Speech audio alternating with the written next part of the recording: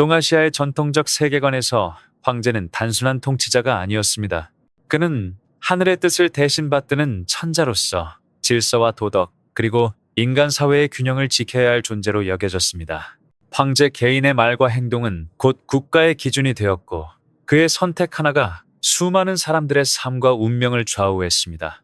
그러나 역사는 늘 이상적인 모습만을 기록하지는 않습니다. 권력이 지나치게 한 사람에게 집중되고 이를 견제할 장치가 사라질 때 그 권력은 질서를 지키는 힘이 아니라 인간의 본성을 왜곡시키는 도구로 변하기도 했습니다. 절대적인 권력 아래에서 일부 황제들은 점차 스스로를 통제하지 못했고, 그 결과 도덕과 윤리는 가장 높은 자리에서부터 무너져 내리기 시작했습니다. 이 영상은 자극적인 소문이나 과장된 이야기를 전하기 위한 것이 아닙니다. 특정 인물을 조롱하거나 역사를 왜곡하려는 목적도 없습니다. 우리가 주목하려는 것은 절대 권력이 인간에게 어떤 그림자를 들이우는가, 그리고 그 그림자가 한 나라와 사회에 어떤 흔적을 남겼는가 하는 점입니다. 이는 과거의 이야기가 아니라 오늘날에도 충분히 되새길 가치가 있는 질문입니다. 이제부터 소개할 인물들은 중국 역사 속에서 실제로 황제의 자리에 올랐던 사람들입니다. 그들의 통치와 삶에는 후대 사람들이 기록으로 남길 수밖에 없었던 어두운 장면들이 존재합니다. 듣는 것만으로도 등골이 서늘해질 만큼 섬뜩한 선택과 행동들, 그리고 그 끝에 남겨진 역사적 결과들. 지금부터 중국 역사에서 가장 문제적인 행적으로 기억되는 7명의 황제를 차분히, 그러나 솔직하게 살펴보겠습니다. 1. 유창. 쾌락이 통치의 도구로 변한 순간. 5대 19기라는 혼란의 시대, 중국 남부에 존재했던 남한. 겉으로 보기에는 하나의 왕조였지만 그 내부는 이미 붕괴 직전의 불안정한 구조를 안고 있었습니다. 그리고 그 혼란의 중심에 있었던 인물이 바로 남한의 황제 유창입니다. 그는 제국을 세운 통치자라기보다 권력을 사유한 존재에 가까웠습니다. 유창이 황제의 자리에 올랐을 때 남한은 이미 정치적 기반이 매우 취약한 나라였습니다. 중앙 권력은 견고하지 않았고 지방 통제력도 미약했습니다. 이러한 상황에서 유창은 제도를 정비하거나 민심을 수습하는 대신 전혀 다른 방향으로 권력을 행사하기 시작합니다. 그는 국가 운영을 법과 원칙이 아닌 개인의 쾌락과 공포를 중심으로 재편했습니다. 특히 눈에 띄는 것은 환관 세력의 비정상적인 부상이었습니다. 유창은 조정의 핵심 권한을 점차 환관들에게 넘겼고, 이들은 황제의 비위를 맞추는 대가로 막강한 권력을 손에 쥐게 됩니다. 관료 체계는 형식만 남았고 실질적인 국정 운영은 황제의 개인적 기분과 환관들의 이해관계에 따라 좌우되었습니다. 이로 인해 조정은 더 이상 정책을 논하는 공간이 아니라 황제의 의중을 추측하고 눈치를 보는 장소로 변질됩니다. 유창의 통치에서 가장 큰 문제는 황제의 권력이 폭력과 모욕을 통해 드러났다는 점입니다. 그는 반대 의견을 제시하는 신하를 설득하거나 제도로 제어하지 않았습니다. 대신 인간의 존엄을 짓밟는 방식으로 권위를 과시했습니다. 처벌은 법률에 따른 판단이 아니라 황제 개인의 감정에 따라 결정되었고, 이는 조정 전체에 깊은 공포를 심어주었습니다. 이 시기에 남한 조정에서는 옳고 그름보다 살아남는 방법이 더 중요해졌습니다. 신하들은 국가의 미래를 고민하기보다 오늘 하루 황제의 심기를 거스르지 않는 데 모든 신경을 곤두세웠습니다. 법은 존재했지만 작동하지 않았고, 제도는 남아있었지만 아무도 그것을 믿지 않았습니다. 국가는 하나의 공동체가 아니라 황제의 기분에 따라 흔들리는 폐쇄된 공간이 되어버렸습니다. 한국의 시청자들에게 이 대목이 특히 익숙하게 느껴질 수 있는 이유는 동아시아 정치 문화에서 법치와 도덕의 상징이 무너질 때 나타나는 전형적인 붕괴 양상을 그대로 보여주기 때문입니다. 유창의 통치 아래에서 사람은 더 이상 정치의 주체가 아니었습니다. 신하도, 백성도, 심지어 황족조차 하나의 대상으로 취급되었습니다. 권력은 보호의 수단이 아니라 지배와 굴복을 강요하는 도구로 사용되었습니다. 이러한 통치 방식은 단기간에는 황제 개인에게 절대적인 복종을 가져다 줄 수 있었습니다. 그러나 그 대가는 치명적이었습니다. 공포로 유지되는 국가는 위기 앞에서 결속하지 못합니다. 충성은 사라지고 남는 것은 두려움뿐이기 때문입니다. 실제로 남한은 내부로부터 급속히 약화되었고 결국 외부의 압력 앞에서 무너질 수밖에 없었습니다. 유창의 사례가 역사적으로 중요한 이유는 그가 특별히 잔혹했기 때문만은 아닙니다. 그의 통치는 견제장치 없는 권력이 인간을 어떻게 변형시키는가를 극단적으로 보여주는 사례이기 때문입니다. 권력이 집중되고 이를 제어할 제도와 목소리가 사라질 때 통치는 언제든 인간성을 상실한 형태로 변질될 수 있습니다. 남한의 멸망은 단순한 왕조 교체가 아니었습니다. 그것은 한 황제가 선택한 통치 방식이 국가 전체를 어떻게 파괴하는지를 보여주는 역사적 결과였습니다. 유창은 끝내 자신이 만든 공포의 구조 속에서 고립되었고, 그의 이름은 오늘날까지도 권력이 법과 윤리를 대신할 때 어떤 비극이 발생하는가를 경고하는 상징으로 남아 있습니다. 이것이 바로 유창이라는 인물이 남긴 가장 어두운 유산입니다. 그는 제국을 다스린 황제가 아니라 권력의 그림자가 인간과 국가를 어떻게 집어삼키는지를 보여준 하나의 사례였습니다. 이 수양제 양광, 개인의 타락이 제국의 몰락으로 이어지다. 수나라의 두 번째 황제인 양광, 즉 수양제는 중국 역사에서 가장 극단적인 평가를 받는 군주 가운데 한 사람입니다.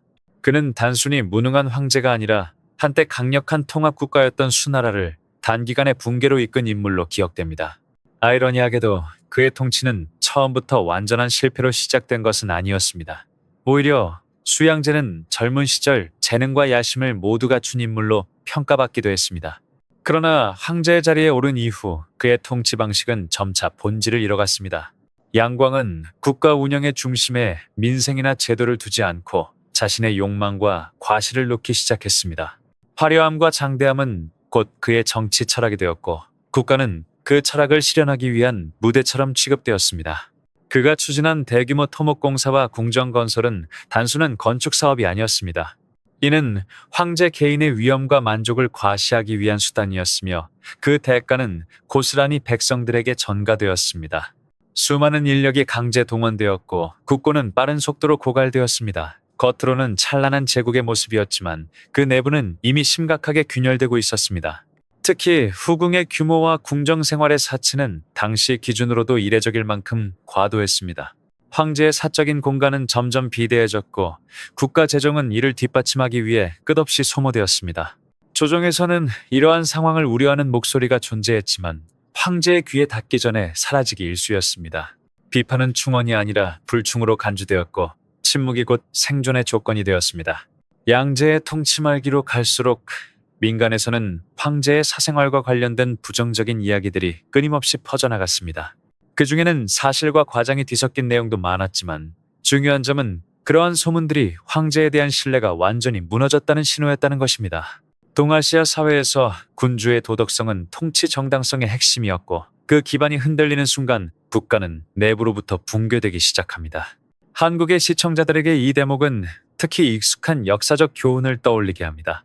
화려함과 권위로 외형을 유지하던 국가가 내부의 피로와 불만을 감당하지 못하고 무너지는 과정은 여러 시대와 지역에서 반복되어 왔기 때문입니다. 수나라의 몰락 역시 외적의 침입이 결정적 원인이 아니었습니다. 제국을 무너뜨린 것은 외부의 적이 아니라 황제 개인의 끝없는 욕망과 그로 인한 내부 붕괴였습니다. 각지에서 반란이 일어나기 시작했을 때 수나라는 이미 이를 수습할 힘을 잃고 있었습니다. 백성들은 더 이상 국가를 지탱할 이유를 느끼지 못했고 관료들 역시 황제를 위해 목숨을 걸 의지를 상실했습니다. 제국을 떠받치던 것은 충성이 아니라 강요였고 강요는 위기 앞에서 아무런 힘을 발휘하지 못했습니다. 수양제의 최후는 그가 만들어낸 통치 방식의 결과였습니다. 그는 스스로 쌓아올린 화려한 무대 위에서 고립되었고 결국 내부의 붕괴를 막지 못한 채 몰락의 길로 접어듭니다. 수나라의 멸망은 한 왕조의 종말이자 지도자의 개인적 타락이 얼마나 빠르게 국가 전체를 무너뜨릴 수 있는가를 보여주는 대표적인 사례로 남았습니다. 양광의 이야기가 오늘날까지 반복해서 언급되는 이유는 분명합니다. 제국의 규모나 군사력보다 중요한 것은 그 나라를 이끄는 사람의 절제와 책임감이라는 사실입니다. 수양제의 통치는 우리에게 묻습니다. 권력이 개인의 욕망을 제어하지 못할 때 그 권력은 과연 누구를 위한 것인가? 3. 원순제 토곤 테무르, 궁정에서 무너진 예와 질서. 원나라의 마지막 황제 토곤 테무르, 즉 원순제는 한 왕조의 종말을 상징하는 인물로 자주 언급됩니다. 그의 치세는 단순히 정치적 실패로만 설명되기보다는 전통적 질서와 도덕 체계가 황궁 내부에서부터 붕괴되기 시작한 시기로 이해됩니다. 이는 외부의 침략이나 군사적 패배 이전에 국가를 지탱하던 정신적 기반이 먼저 무너졌다는 점에서 역사적으로 중요한 의미를 지닙니다. 토곤 테무르가 즉위했을 당시 원나라는 이미 여러 문제를 안고 있었습니다. 몽골 지배층과 한족 관료 사회 사이의 갈등, 장기적인 재정 악화, 지방 통제력의 약화 등은 왕조의 근간을 흔들고 있었습니다. 그러나 이러한 구조적 위기 속에서 황제에게 요구되었던 것은 질서를 회복하고 통합의 상징이 되는 역할이었습니다. 안타깝게도 원순자는 그 기대에 부응하지 못했습니다. 그는 점차 국정 운영에서 멀어지고 궁정 내부의 특정 종교적 주술적 의례와 수행에 깊이 몰두하기 시작했습니다. 문제는 이러한 행위들이 단순한 개인 신앙의 차원을 넘어 국가 운영의 판단 기준으로까지 확장되었다는 점입니다. 황제의 관심이 현실 정치가 아닌 비정상적 의식과 수행에 쏠리면서 조정의 의사결정은 일관성을 잃고 흔들리기 시작했습니다. 이 과정에서 가장 심각했던 변화는 군주와 신하 사이의 경계가 흐려졌다는 점입니다. 원래 동아시아 정치 질서에서 군신 관계는 엄격한 예법과 위계 위에 세워져 있었습니다. 그러나 원순제 시기에는 황제의 권위가 예와 법을 통해 유지되기보다 개인적 신뢰나 비공식적 관계에 의존하는 형태로 변질되었습니다. 이는 곧 조정의 혼란으로 이어졌고 권력은 공식 제도가 아닌 궁정 내부의 소수 인물에게 집중되었습니다. 위계가 무너지자 책임도 함께 사라졌습니다. 누구도 결정에 대한 책임을 지지 않았고 정책 실패는 반복되었습니다. 지방에서는 반란과 소요가 잇따랐지만 중앙은 이를 효과적으로 통제하지 못했습니다. 황제는 여전히 궁정 안에 머물며 현실과 점점 더 멀어졌고 그 사이 제국의 기반은 서서히 붕괴되어 갔습니다. 한국의 시청자들에게 이 장면은 매우 익숙한 역사적 패턴으로 다가올 수 있습니다. 의례와 질서가 단순한 형식이 아니라 사회를 지탱하는 최소한의 약속이라는 점은 조선시대의 정치 문화에서도 반복적으로 강조되었기 때문입니다. 그 약속이 황궁에서부터 깨질 때 사회 전체가 불안정해지는 것은 시간 문제였습니다. 원순제의 통치는 바로 그러한 붕괴의 전형적인 사례였습니다. 도덕적 기준이 모호해지고 공적 질서가 사적 판단에 의해 대체되면서 국가는 더 이상 예측 가능한 체계로 기능하지 못했습니다. 사람들은 법과 예를 믿지 않게 되었고 각자의 생존을 위해 움직이기 시작했습니다. 이때부터 원나라는 하나의 공동체가 아니라 이해관계가 충돌하는 느슨한 집합체로 변해갔습니다. 결국 원나라의 멸망은 단순한 정권 교체가 아니었습니다. 그것은 전통적 가치와 질서가 더 이상 사회를 묶어내지 못했음을 보여주는 역사적 결과였습니다. 토곤 테무르는 왕조의 마지막 황제로 기록되었지만 동시에 한 시대의 규범이 어떻게 붕괴되는지를 보여주는 상징적인 인물이기도 합니다. 그의 이야기가 남기는 교훈은 분명합니다. 국가를 지탱하는 힘은 군사력이나 영토의 크기만이 아닙니다. 예와 질서, 그리고 그 위에 서 있는 지도자의 책임의식이 무너지는 순간 어떤 제국도 내부로부터 무너질 수밖에 없다는 사실입니다. 모용이, 극단적 집착이 불러온 왕조의 자기 파괴. 후연의 황제 모용이는 역사에서 흔히 볼 수 있는 폭군이나 무능한 군주와는 조금 다른 유형의 인물입니다. 그의 통치는 잔혹함이나 방탕함 이전에 지나치게 개인적인 감정에 국가의 운명을 맡겨버린 군주라는 점에서 깊은 경고를 남깁니다. 모용이의 이야기는 한 왕조가 어떻게 외적의 침략이 아니라 황제 한 사람의 집착으로 인해 스스로 붕괴될 수 있는지를 보여줍니다. 모용이가 황제의 자리에 오르기까지의 과정은 결코 정당하거나 안정적이지 않았습니다. 궁정 내부의 암투와 이해관계, 그리고 혈연을 둘러싼 정치적 음모 속에서 그는 비교적 쉽게 황위에 올랐습니다. 이 과정에서 황권은 이미 도덕적 정당성을 잃고 있었고 조정은 법과 원칙이 아닌 개인적 관계와 계산으로 움직이는 공간이 되어 있었습니다. 즉 이 순간부터 그의 통치는 취약한 기반 위에 서 있었던 셈입니다. 문제는 그 이후였습니다. 모용이는 국가 운영을 제도와 책임의 영역으로 보지 않았습니다. 그는 국정을 자신의 감정과 기분, 그리고 특정 인물에 대한 애정에 따라 좌우했습니다. 황제에게 총애받는 인물의 말 한마디가 조정의 결정을 바꾸었고 개인적 만족이 국가적 판단보다 앞서는 일이 반복되었습니다. 이는 곧 정치의 사유화로 이어졌습니다. 특히 후대에 강하게 기억되는 부분은 군사와 백성의 희생조차 개인적 감정을 충족시키기 위한 수단으로 전락했다는 점입니다. 전쟁과 행군, 대규모 토목공사와 같은 중대한 국가 사업이 전략이나 민생이 아니라 황제 개인의 감정과 취향에 따라 결정되었습니다. 그 결과 병사들은 이유도 모른 채 소모되었고 백성들은 과중한 부담을 떠안아야 했습니다. 조정의 신하들이 이를 바로잡으려 하지 않았던 것은 아닙니다. 그러나 황제의 판단이 곧 절대 명령이 된 상황에서 충언은 점점 사라지고 침묵과 체념이 조정을 지배하게 되었습니다. 비판은 곧 불충으로 간주되었고 국가는 스스로를 교정할 수 있는 능력을 잃어갔습니다. 이 시점에서 후연은 이미 내부적으로 붕괴의 길에 들어선 상태였습니다. 한국의 역사인식 속에서도 군주가 사사로운 감정을 앞세울 때 국가가 얼마나 빠르게 흔들리는지에 대한 사례는 낯설지 않습니다.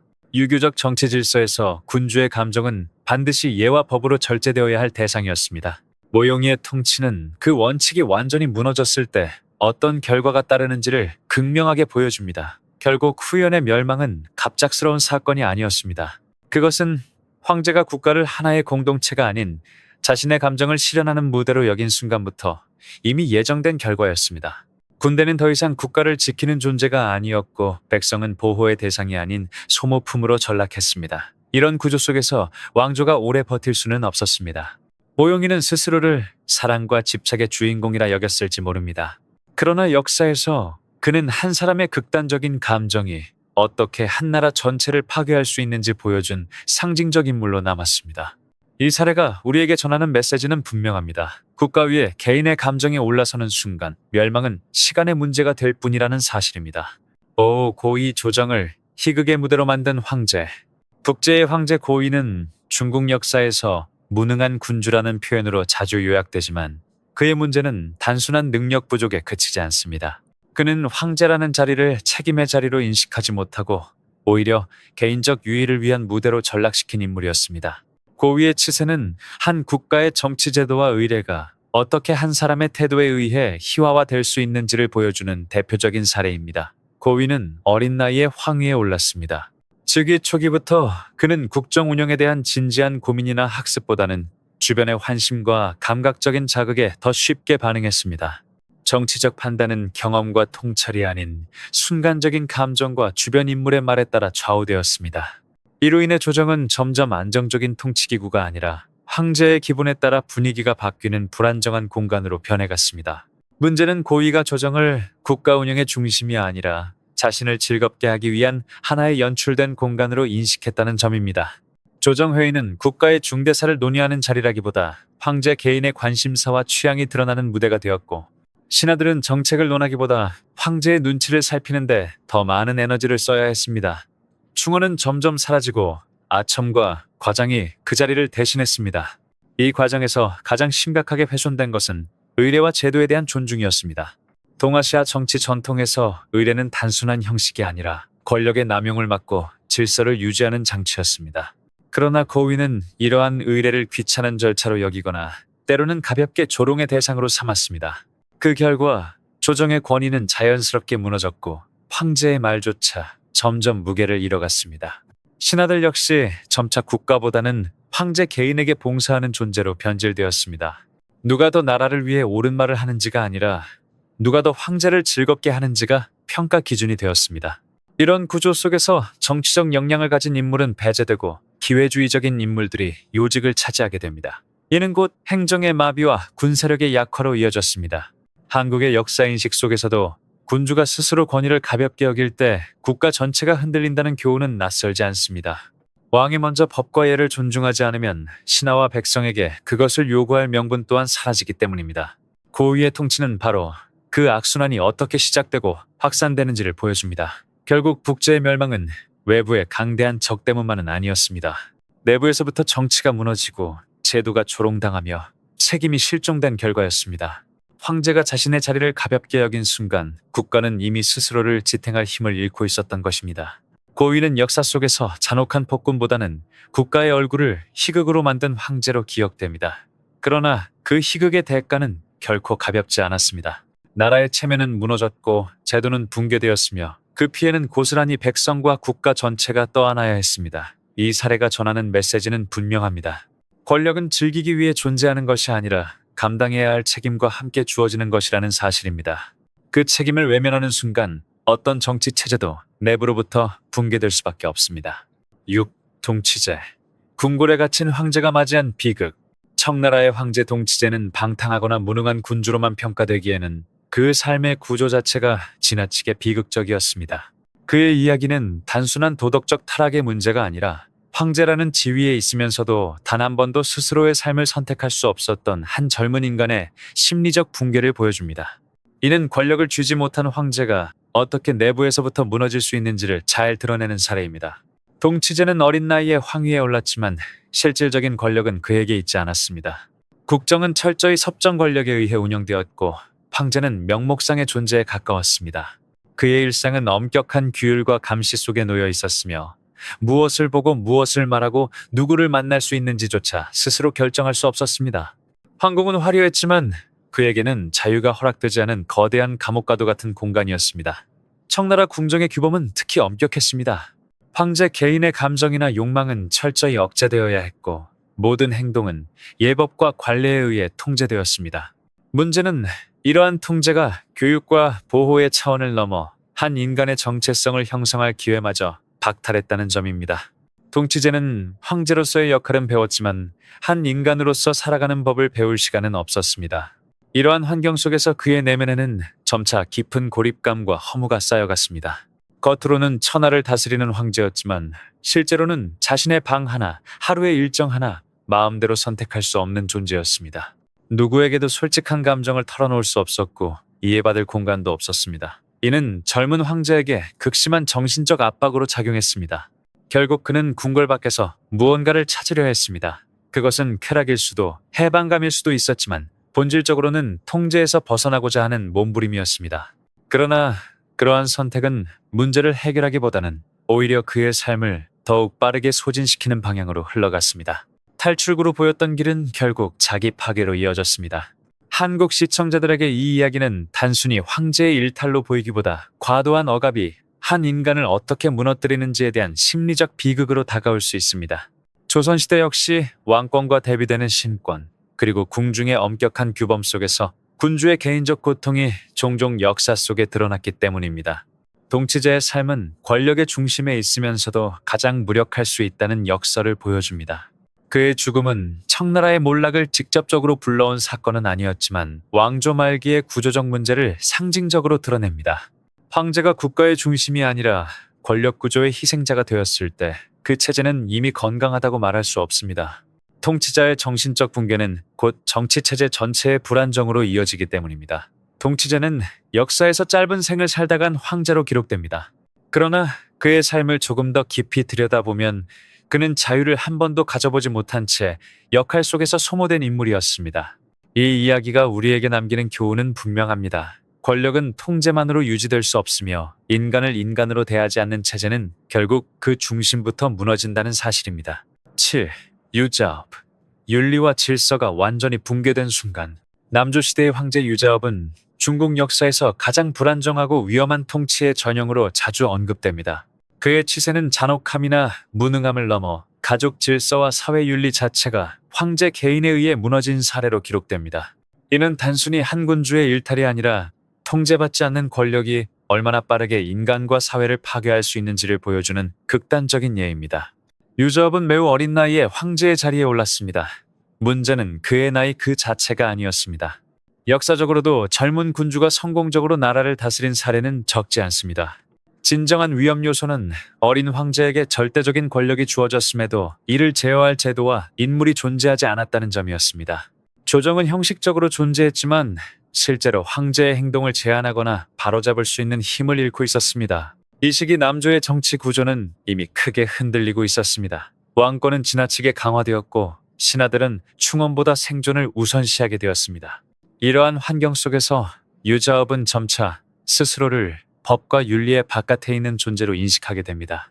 황제의 말과 행동이 곧 기준이 되었고 그 기준은 더 이상 전통적인 도덕이나 예법과 연결되지 않았습니다. 특히 심각했던 것은 가족 질서의 붕괴였습니다. 동아시아 사회에서 가족은 단순한 사적 공간이 아니라 국가 질서의 축소판으로 여겨졌습니다. 군주가 가정을 어떻게 대하느냐는 곧 나라를 다스리는 태도와 직결된 문제였습니다. 그러나 유자업의 통치 아래에서는 이러한 기본 전제가 완전히 무너졌고 황제 스스로가 가장 먼저 금기를 허무는 존재가 되었습니다. 이로 인해 조정과 사회 전반에는 깊은 혼란이 퍼졌습니다. 황제가 스스로 지켜야 할 선을 넘자 그 아래의 질서 또한 급속히 해체되었습니다. 신하들은 더 이상 무엇이 옳고 그른지 판단할 기준을 잃었고 공포와 불신이 정치의 중심을 차지하게 되었습니다. 국가는 하나의 공동체라기보다 황제 개인의 변덕에 따라 흔들리는 불안정한 공간으로 변해갔습니다. 한국 시청자들에게 이 사례는 특히 강한 메시지를 전달합니다. 유교 문화권에서 윤리와 예는 개인의 도덕을 넘어 사회 전체를 지탱하는 최소한의 안전장치로 인식되어 왔기 때문입니다. 그 장치가 최고 권력자에 의해 파괴될 때 사회는 외부의 침략이 없어도 스스로 붕괴할 수 있다는 사실을 유자업의 치사는 분명히 보여줍니다. 결국 유자업의 통치는 오래가지 못했습니다. 그를 제거한 것은 외적이 아니라 내부의 공포와 분노, 그리고 더 이상 지속될 수 없었던 권력 구조였습니다. 그의 죽음은 한 개인의 비극이자 동시에 제도가 기능하지 않을 때 어떤 결과가 나타나는지를 보여주는 역사적 결말이었습니다. 이 이야기가 남기는 핵심 메시지는 분명합니다. 문제는 젊음 그 자체가 아닙니다. 진정으로 위험한 것은 젊음의 절대 권력이 결합되고 그 권력을 제한할 장치가 완전히 사라질 때입니다. 유자압은 바로 그 조건이 모두 충족되었을 때 국가와 사회가 얼마나 빠르게 무너질 수 있는지를 보여주는 상징적인 인물로 역사에 남았습니다.